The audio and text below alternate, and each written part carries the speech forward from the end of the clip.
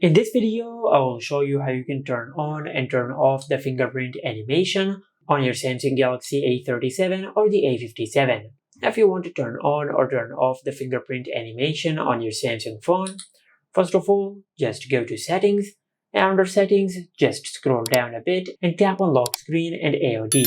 On this page, just tap on Screen Lock and Biometrics, then enter your lock screen PIN. From here, under Biometrics, just tap on Fingerprints. Now on this page, you will find the option for Show Animation when unlocking. Now, if you have not set up your fingerprint yet, it will ask you to register your fingerprint first, and after you do that, this page will appear on the screen. Now, if you want to turn off the fingerprint animation, just disable this toggle, and after you do that, you will turn off the fingerprint animation on your Samsung phone, just like that.